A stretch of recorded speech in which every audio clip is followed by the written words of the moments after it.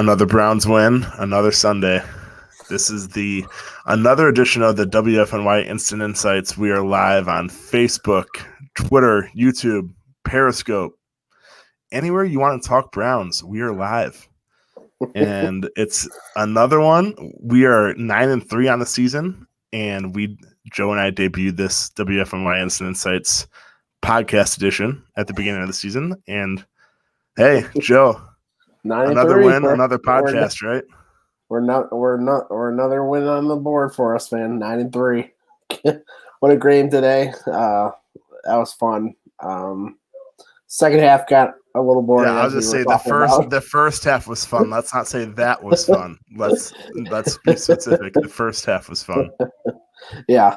Nothing could match that first half. That was someone. A lot of people on Twitter were talking about that. That was the best half of football in my lifetime. I don't remember any time where we had that much success, and it was fun to watch, and a huge win over a really good team.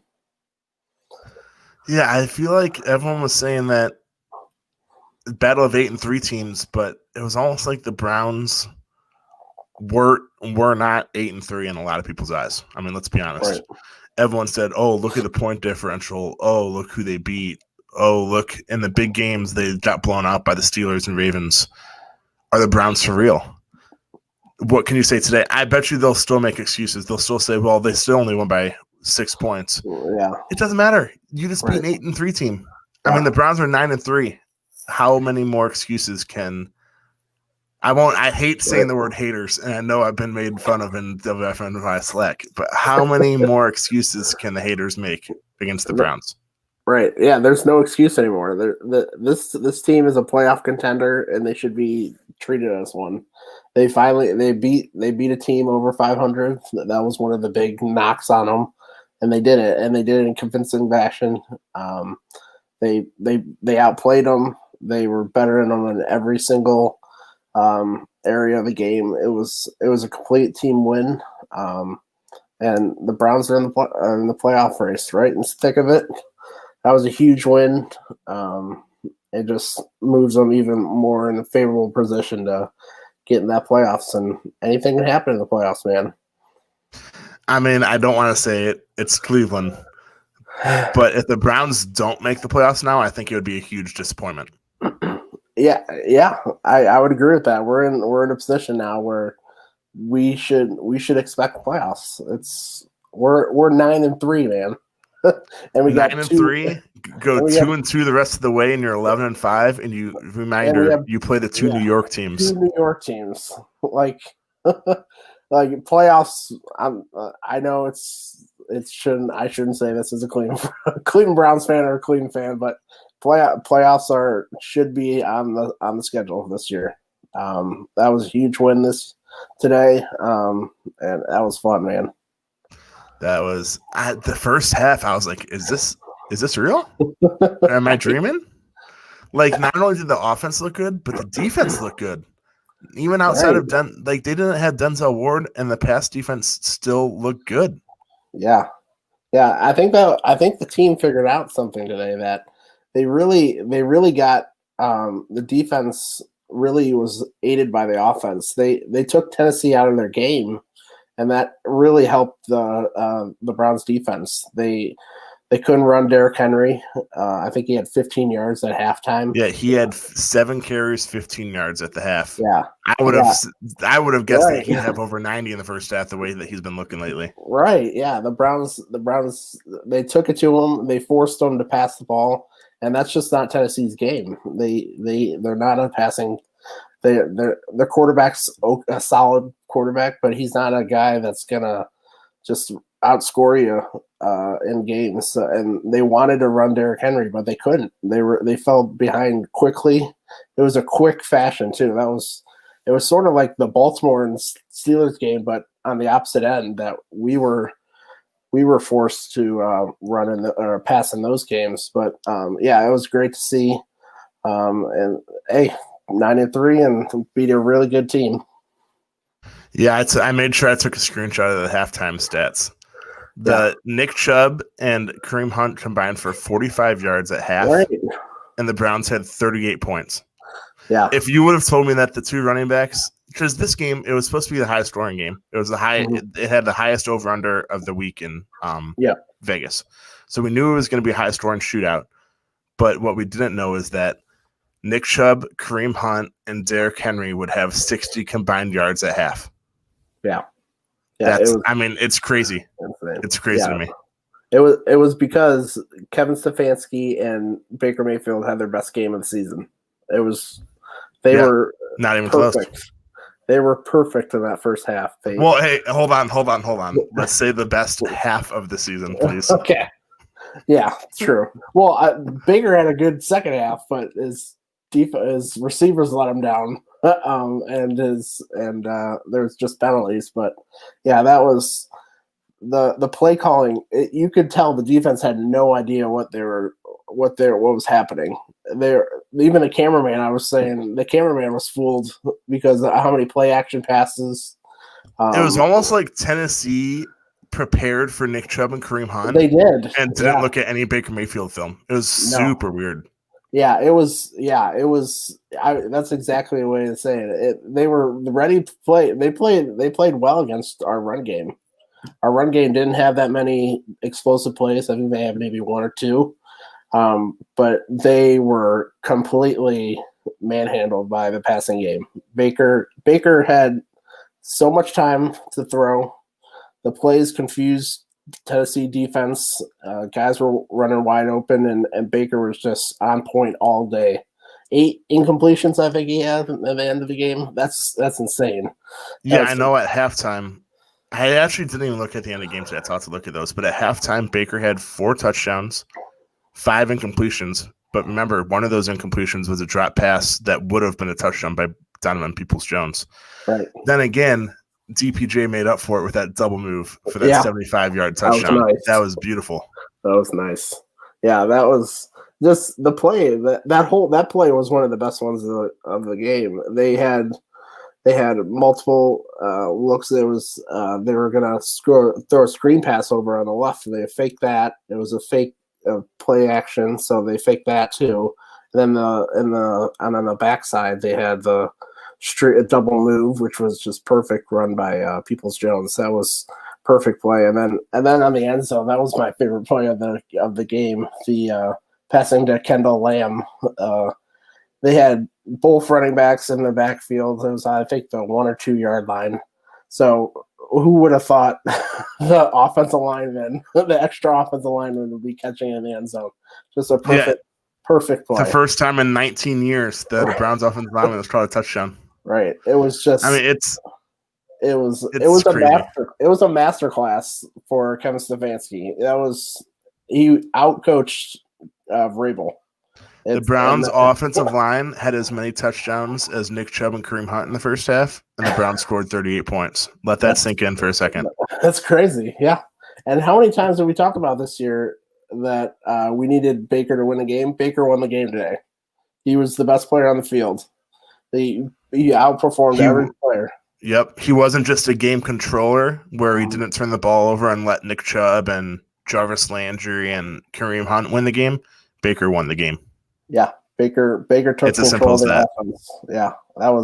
He was unbelievable. And let me tell you, good Baker is so damn fun to watch. Especially because he has like that cockiness too. Right. That's Oklahoma Baker right there. That was the quarterback that we drafted. And if we can see more of that, man, this team has so many higher heights that they can hit. If he can continue to play with that, that was his best game of his career. He was excellent. He was, yeah. It was. I don't know. I'm still not over the fact that at halftime, Rashard Higgins and Donovan Peoples-Jones were the leading receivers. Chubb and Hunt had 40 yards combined, and the Browns had a 38-7 lead. Like, if you would have told me those stats, I would have been like, the Browns are down 28-7. Yeah, and it shows a dynamic of the team that they're not just a run game offense.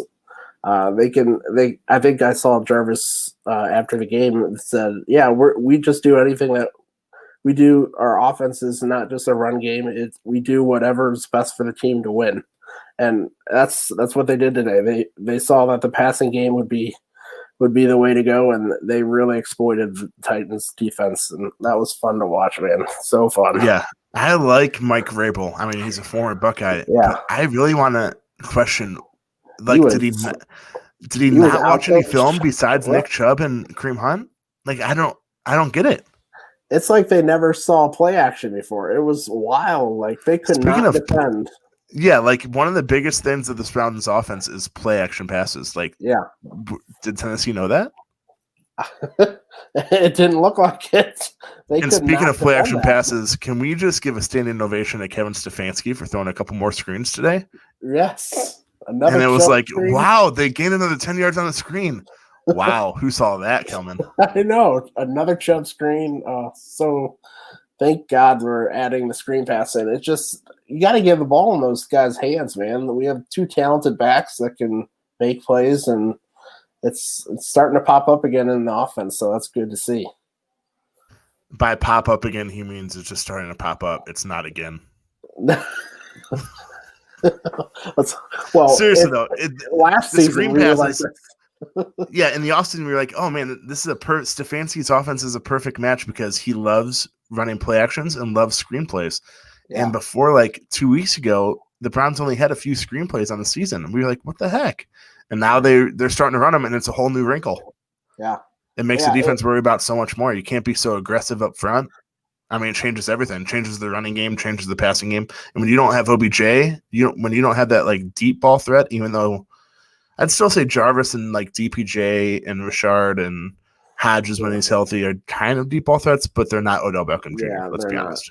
Yeah, we don't really have one of those guys right now, and so yeah, it's excellent. And we talked about it early in the season, way back in week 1. I know we don't talk about that game, but that we talked about how this. Yeah, right. Yeah, I think we skipped week 1, but we talked about how the offense would develop, and you're seeing that now. Baker is becoming more confident. Stefanski's adding more wrinkles in with those screen passes. It's fun to watch this offense just grow together, and they're getting better. And that's all you can ask for at the end of the year. Your team to get better, keep getting better, and keep getting wins. Absolutely. And I mean, let's be honest. No team really had a regular training camp. There's no preseason. No. But the Browns had yet another coaching staff. Baker had his 4th head coach in his 3rd year. So the Browns, we knew that the offense was going to take a little while to develop. I mean, that was obvious with a very weird training camp, no preseason games, nothing. And as you can see, as the season has gone on, the team has continued to develop. They're adding more wrinkles to the offense. Yeah. The offense. Oh, speaking of the offensive line, once again dominant, especially in the pass blocking, just dominant. They didn't Baker hardly. I think he had one almost sack, which he got out of it. It was just excellent by the whole offensive line, and it was a lot of it was helped out by the play calling, the play action. They got Tennessee off kilter, and they couldn't respond. So yeah, shout out to the offensive line. They were super good.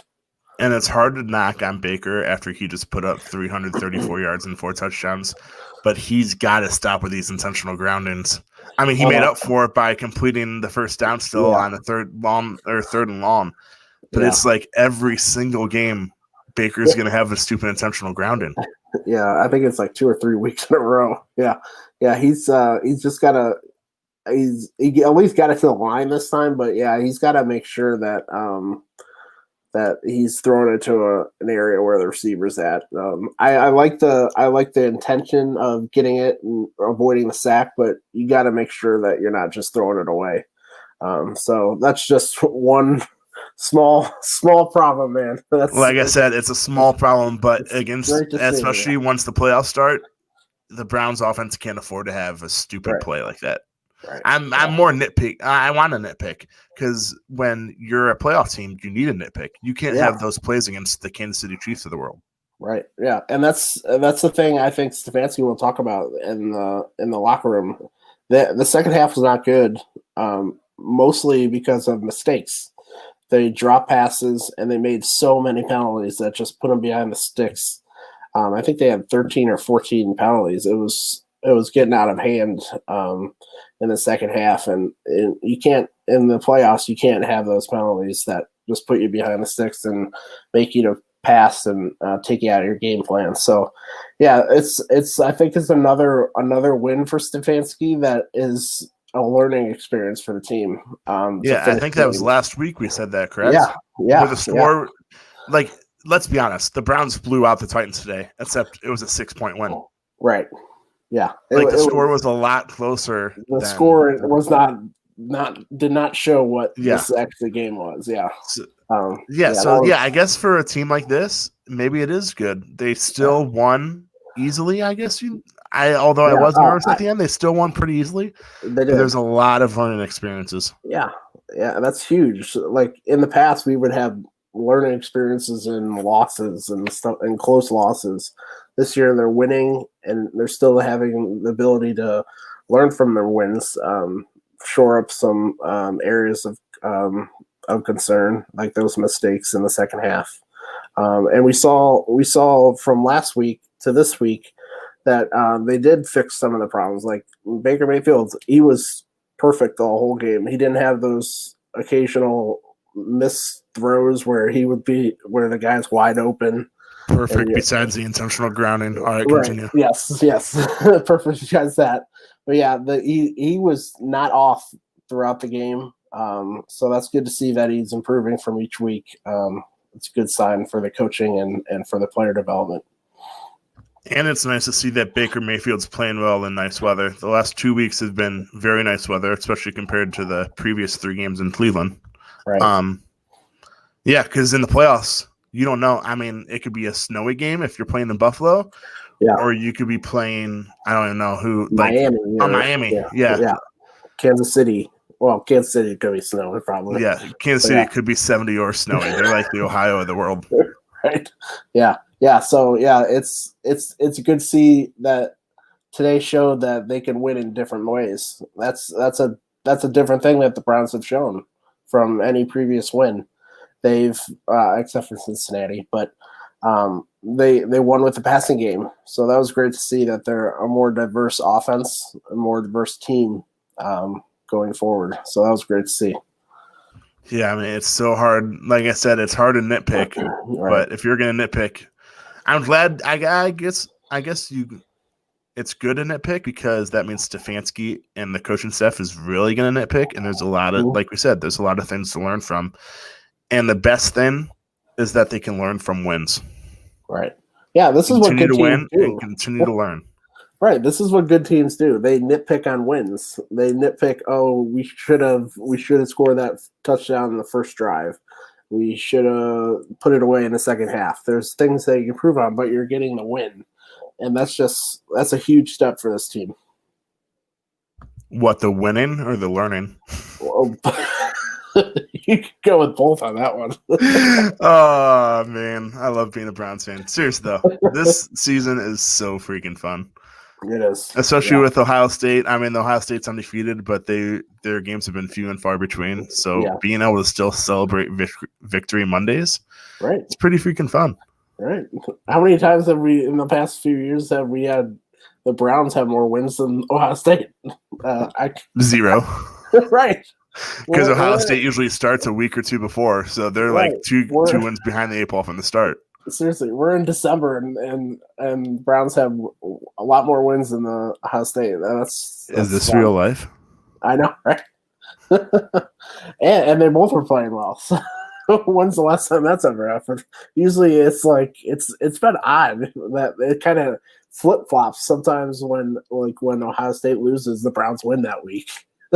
And so it's good to get them both winning. But moving back to the Browns, back to the Browns though. I'm just trying. Myles Garrett had a good game. I think he only had 1 sack, but there was a lot of plays where he forced Tannehill to move up in the pocket, and it turned into like a sack or a fumble or a throwaway. I mean, there's so much more to a good defensive end than sacks. I know people love looking at the stat sheet, but Myles Garrett dominated again today, and he only had 1 sack. Yeah, and he was held on every play. It was ridiculous how many calls he did not he did not I think get. Myles Garrett gets held on every play, and that's why everyone's like, "Oh, there's holding on every single play." Well, yeah, there is against Myles Garrett, but the refs never call it. Yeah, it's so fun to watch him, man. He flies off the edge, and it's just you the past couple 2 games that he's missed, you could tell that it was different. Even though they stepped up, there wasn't just that constant guy getting to the backfield, getting around the edge, pressuring the quarterback, and that was huge for this defense, especially in the first half. They pressured him, and then another guy who stepped up was Sheldon Richardson. He had an excellent first half. He got that strip sack.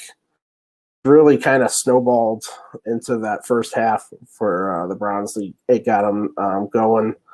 Got Tennessee out of their game plan. So that was huge for someone else up in the front to step up with Myles. So yeah, that was the defense. The defense didn't play well in the second half, but we expected it. We didn't expect them to hold Tennessee to 7 points the whole game. So yeah, it was great to see that that they did make plays when they needed to. They made turnovers in that third quarter. They got that big turnover, which was huge. It stopped the momentum of the Tennessee. So yeah, it was good to see the defense making plays, especially in the first half. And they did what the mentality was: bend but do not break. Get the big turnovers, and just put the team in a position to stay in the game. Yeah, I mean, let's be honest. The Browns are playing. They weren't trying to win the second half. They were just trying not to lose the second half. Which, when you're up 38-7 at halftime, I guess you can kind of do that. Yeah, but it still was like, Browns. This should not be a 6-point game. My heart should not be racing on this onside kick with 30 seconds left when you're up 38-7 at halftime. Right. Yeah, it was frustrating to watch, but yeah, the offense put them in that. Their performance in the first half by both offense teams put them in that position to be able to do that. So it worked out for them. But yeah, it was a bit frustrating in the second half. I was surprised to see. I know the Browns secondary was without Denzel Ward, and they're already not good. But it was obvious that Ryan Tannehill was going to pass the ball in the second half, even though they rely on their running game, because it was they were down 31. I was surprised to see Tannehill still do so well. I mean, Corey Davis had 11 receptions for 182 yards. And the Browns knew they were going to be passing the ball. Yeah. Yeah. Well, yeah, that's yeah. I mean, like I said, it's tough to nitpick when you're 9-3 and you win. Yeah. But I'm just like I'll compare him to Ohio State again. When I watch an Ohio State game, I'm not just comparing Ohio State to the other Big Ten teams. I'm comparing them to the Clemsons and Alabamas of the world. Now, with a 9-3 Browns team, I'm not just comparing the Browns to whoever their current opponent is. I'm comparing them to, well, if they're the 5th seed in the playoffs, they're going to have to play the 2 seed or the 1 seed or whatever it is. Mm-hmm. So when I see a Browns game, like when they're up 38-7, I'm not comparing them to the Tennessee Titans anymore. I want to see how, you know what I mean? Like, if they're giving up stuff like that to Corey Davis, what's Tyreek Hill going to do? What's Chase Claypool doing? You know what I mean? I'm just looking at more of the big picture. Because when it was 38-7, I basically chalked up the W. I know it's Cleveland. I know it's the Browns. But I basically chalked it up as a W already. So I'm just like looking overall rather than just that specific game. Yeah, it's what good teams do. They look at what they did wrong and wins. It was the defense they have their holes. We know that. It will be helped out by Denzel getting back, and then hopefully getting Greedy. Yeah, Greedy Williams, are you out there? Hello.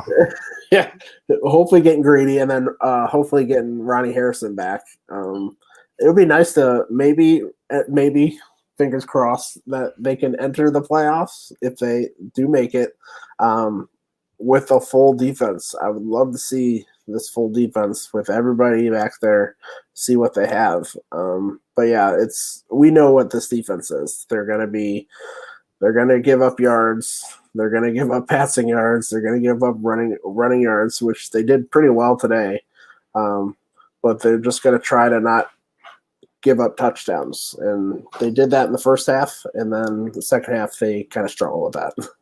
All right, we're 25 minutes into this podcast, and we're going to bring up the NFL draft for the first time. But I think it's pretty clear that the next draft in April is going to be defense, defense, defense, defense, defense, and defense. Yeah, maybe scattered in there a receiver if they have to just get more depth. But yeah, it's going to be defense.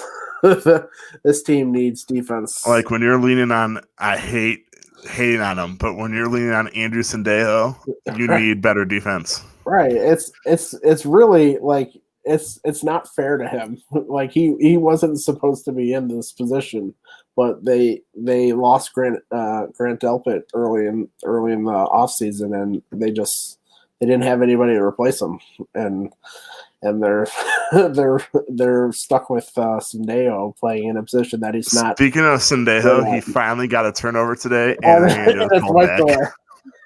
That pretty much sums up his whole Browns career right now. That single play, he makes this great play, and then it's just wiped away. I was like, oh man, poor Sendejo. Like you're lucky to be a starting safety in the league right now, but you literally just made a play and it doesn't count. Yeah, that was sad. But yeah, the defense, I think they're showing signs of getting better. Like for a few weeks back, they were just giving up everything. So they are showing more fight the past couple weeks. But yeah, it's not going to be a defense that you're going to win a game single-handedly like the Steelers, especially in the playoffs. Yeah, I really want to know what is going on with Greedy Williams. At the beginning of the season, they were questioning whether they should put him on the IR or not because he might be back within weeks. Now what? We're in week 14, and he's still not back. Yeah, I would just love to get the story behind it. That's one of the biggest just mysteries of the season. Like, where the heck has he gone? Like as you said, like he didn't start off on the IR. They thought, okay, he'll be back in the game 2 or 3, but then they put him on there, and it's like they don't talk about him anymore. It's wild. I'll get some hate from Indians people, but it's almost like the Indians injury staff was one that looked at Greedy Williams and said that there was a lot less of an extent of an injury than it really was. Yeah. Oh, he'll only be out a few weeks. 14 weeks later, he's still out. Yeah, it's just crazy, man. I just hope he gets back. He would be such a – I mean, adding him, that way you can move Kevin Johnson back to the nickel. Yeah. It would just be so – and then if Denzel Ward becomes healthy, the Browns are legitimately right now – I'm not saying that the defense would be a lot better, but they're without a starting safety and their top 2 cornerbacks. Mm-hmm. Yeah. With Denzel Ward and the 2 LSU guys. Yeah, and both starting safeties now with Ronnie Harrison. True, with Ronnie Harrison now too. He's going to be your starter next year. Andrew Sendejo has something to say about that, Joe. Yeah, right. Yeah, so yeah, it's a lot of people. They're missing a lot of things. I really think if they just get healthy, like I know they're not going to get fully healthy with Grant being out for the full season. I just want to see them like with everybody. It's just we've never seen it from week 1. We have not seen it, and it's frustrating. Yeah, we knew the defense was going to be bad. Well, it was going to be less than average this season, and then these injuries have just been killer. Well, luckily, the offense has stepped up. Right. Yeah. So it's like a next man. I know it's cliche, next man up, but it has literally been next man up. Yeah. OBJ goes down, the entire wide receiver group steps up. Yeah. Greedy Williams and Denzel Ward go down. Guys like Kevin Johnson step up. Mm-hmm. Yeah. It's definitely it's what the team motto is, man. It's the next man up. It's the full team effort. They're not just based on one player. We saw that today. We thought this was going to be a run game. The run game would have to lead them. They stepped up. Baker stepped up. Passing game stepped up, and it's good to see that they're not just based on one player or one side of the ball or stuff like that. So that's good to see. And speaking of the passing game, Austin Hooper, like when they signed Austin Hooper to such a big contract, and Kevin Stefanski is known for using tight ends a lot, he hasn't had like any impact this year. And I really know that because I'm not only a Browns fan, but I have him in fantasy football. And so it's weird. Like, I don't know if they thought he was going to be better or if they're just not using it. I don't know. It's weird. I think it's more of just Stefanski's and Baker's mentality. They don't like to focus on one player. They like Baker. I think he had the first. I think it was like 9 receivers he targeted today. So he likes to spread it out. He likes to take the advantage wherever it is on the field. So it's not always going to be one player. Hooper, I think his presence has really helped. Like he's been a solid blocker, I think. And then just being out there as a passing target, they gotta cover for him. So that opens up somebody else. So it's not gonna be the direct impact that he has, like for your fantasy team, but it's gonna be the impact of what he does for the whole entire offense. In terms of that, for sure. Yeah. And it's crazy that the Browns. Baker did as well as he did, and David Njoku led the tight ends because Harrison Bryant I don't think had a reception. Austin Hooper only had 1 or 2, and then Njoku only had 1 or 2.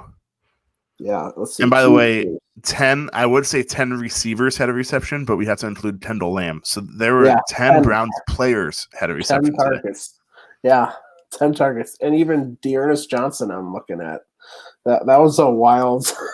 We saw him in the first drive. I was like, is Kareem Hunt hurt? If you would have told me that Rashard Higgins, Donovan Peoples-Jones would lead the team in receiving yards and Kendall Lamb would have a touchdown.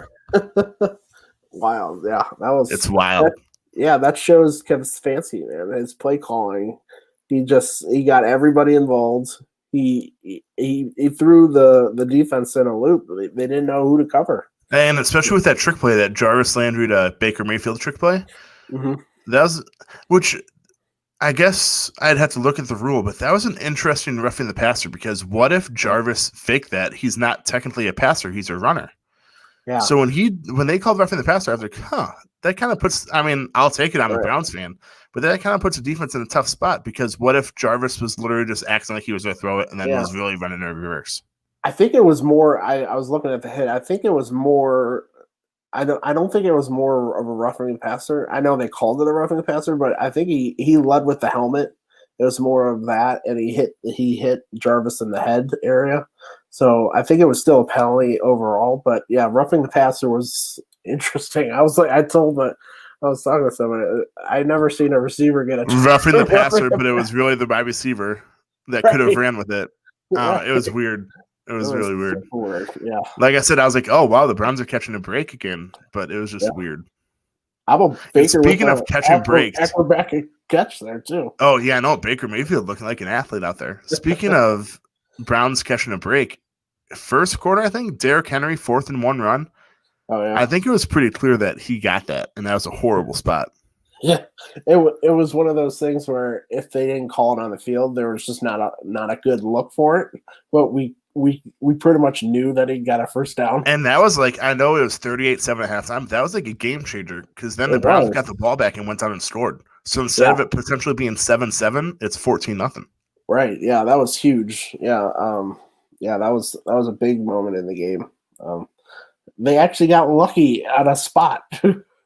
Who saw that coming? Yeah, who saw that coming after last week? That was a makeup for last week's debacle. That was just the 3 spots last week where it's like I don't know what they were looking at. So it's nice to actually have a good call go for your way for the Browns. Speaking of spots in football, it's crazy that we're in 2020 and we're still doing this.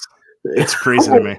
Like you literally have all this technology and you're still allowing the refs from 20 yards away on the backside to determine where the ball is within inches of a first down.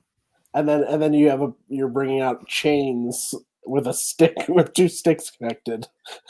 Like just we're in wild. 2020, and that's one of the like baseball not going to electronic umpires and Yeah. the first down chains are two of like the more like guys. It's 2020. It's not 1980. Right. 1980. Yeah. Oh my God. Yeah. It's just it's funny that what some sports just are stuck in tradition, man. And then like not only are the refs like I'm going off on a tangent now. Not only are the refs in charge of finding the spot, but then sometimes as they're like running to the spot, They the move football gets thrown to them. So then they like have to lean over and get the football, and then they come back to where they think the spot was. I'm like, what? How's that possible? And speaking of the worst thing about spots, all right, now I'm going off on a tangent. Really when a punt goes out of bounds and the refs act like they know exactly where it went out of bounds at, I'm like, it's literally impossible. You're literally guessing at that. And the best part is like when the team on that sideline is like, no, it's 5 yards up here. It's like no one knows where it was. Literally no one. No, that is so true, man. That is so true. It's just one of those weird, quirky traditions in sports where a tradition that in 2020 should not be a tradition anymore. It should just be smart. Right. And it'd be so much more efficient. Like instead of, hey, let's go to a timeout because we have to measure. Hey, let's just go to the TV and see exactly where the ball is and see exactly where the first down marker. I don't know. It's just, like I said, it's just so weird to me that we are in this era and we're still counting on chains and referees to mark the exact. It's just crazy. And and I laugh every time when like a ref is coming out onto the field to mark a ball, and then the ball is thrown to him, so then he has to like leave the mark where he was, and then he goes back to the mark where he thinks it was. I just shake my head every time. Yeah, it's funny to watch. But hey, it worked in the Browns' favor today, so I'll take it. It did. Yes, we got the win. win. Say that too often. Yeah, yeah, that was funny. The Browns are catching breaks and are 9-3 in December. Is this really happening? Right? Is this real life, man? Is this real life? Right. It's great to see. One thing before we go, we gotta shout out Cody Parkey again. He's just been lights out, man. He made that 43-yarder, I think it was. He's just been excellent. A Browns kicker that we can rely on, and his name's not Phil Dawson. Like this is great. This is huge for the Browns. Do you know why Cody Parkey's been doing so well this year? Is because going through a game, you don't see anyone tweet, "Hey, Phil Dawson, you up?" Right? Yeah. Like I don't think I've seen one tweet about Phil Dawson all season. That's when since week one. Since week one, when we don't count week one, Joe. Week one didn't happen, Joe. That's true. I have no idea what you're talking about. Preseason week one. Yes, exactly. That's preseason. You didn't know that the week one of the NFL season was actually the preseason and that didn't count toward the record? It's true. We're 9-2 right now. Exactly. Joe is getting heck yeah, Joe. I'm proud of you. 9-2. No, but seriously, 9-3. And the 3 wins were ugly. They were 3 losses were ugly. Yeah. Baltimore blowout, Pittsburgh blowout, Oakland, we only got 6 possessions on offense. Yeah. Yeah. It's been a weird season, man. Yeah, it has been a weird season. If you would have watched those 3 games, you would have said, oh, yeah, the Browns are definitely going 0-16. Throw that parade. Yeah. And that's what, people have been talking about. Oh, their point differential has been off because they got blown out.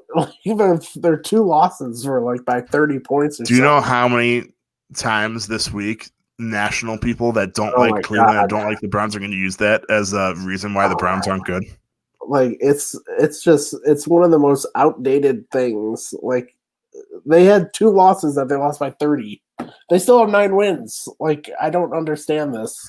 There's a reason why point differential literally is not used in any tiebreaker. Literally, there will probably be 50,000 tiebreakers. Point differential will never be used as one ever. No, it's never. It's just, oh my God. Oh, sorry, you did not make the playoffs. You were outscored by 100 points. Sorry, see you next year. It just drives me nuts. But yeah, I digress.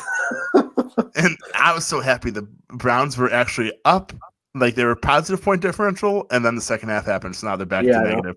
But hey, Yeah. being 9-3 and still having a Nine- negative point differential, that's more impressive than it is It sad. is impressive. It is impressive.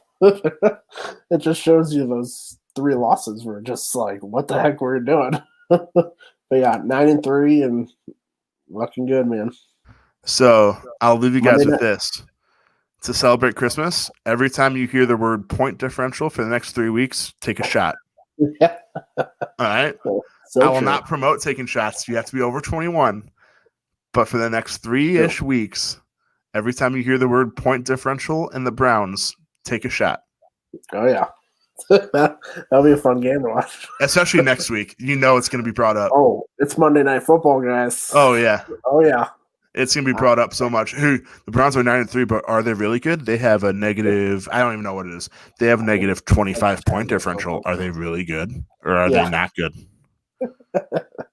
Yeah. And they'll use it to like compare a team, like say the Browns are 9-3 and there's a team that's 5-7, but they have a better point differential. Are the Browns really better than this team? Because this team has a better point differential than Cleveland. Right. And then all you have to do, it's just like when you're getting trash talked in a game and you're winning. Just say scoreboard, man. Standings 9-3, man. That's all that matters. Say standings, please, because if you say scoreboard, the Browns are technically losing. That is a good point. That's a good point. So standings. Look at those standings, baby.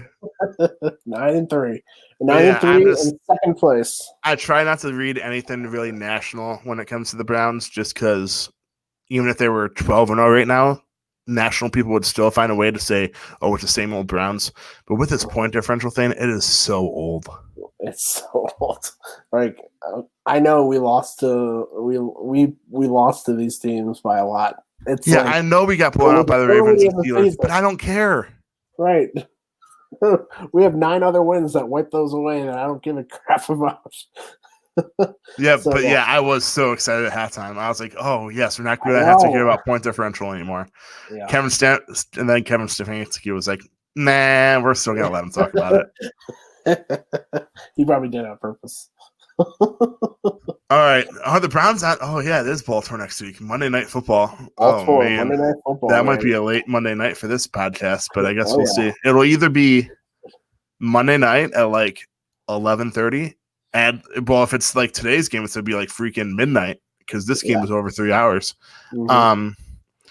Yeah, so Joe and I will either see you late Monday night or sometime on Tuesday after work.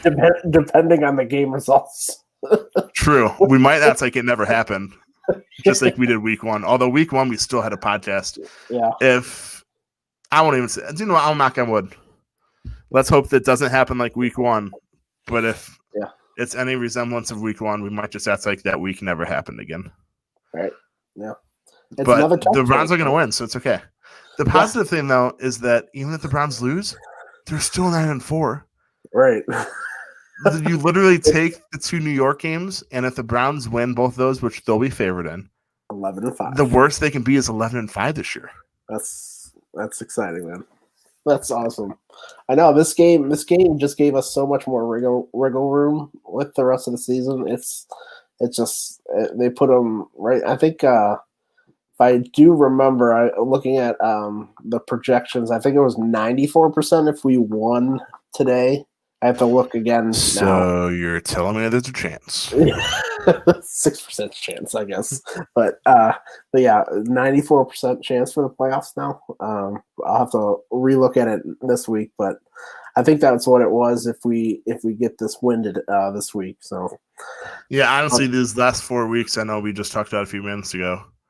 It's more about staying healthy and taking care of business than really like showing up. Because if they take care of business, they should go 2-2. Let's be honest. Mhm. Unless Pittsburgh's not playing the starters, they should go 3-1.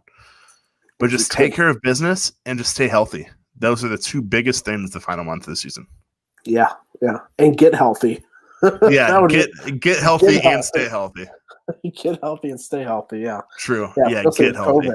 Especially in COVID. Stay safe and not get outbreak like Baltimore has gotten and Cleveland for a bit here. Let's be honest. If the outbreak that happened in Baltimore happened in Cleveland, the NFL would still make the Browns run out all their third stringers against whoever they're supposed to play. They would not delay it. They would not postpone that game. Oh yeah, yeah. If like say Baker is out, yeah. Oh, you're without Baker, all of your wide receivers, and Austin Hooper. Well, just try out Kendall Lamb and have him play wide receiver today. He caught a touchdown already this season. You go play at Thanksgiving.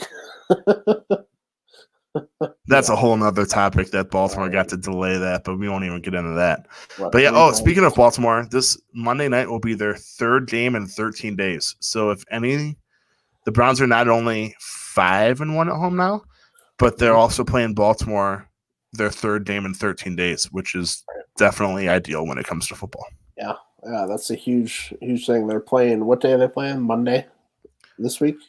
Monday, I think. There's a game Tuesday too. I don't know. It's either Monday or Tuesday. Let's see. They're playing.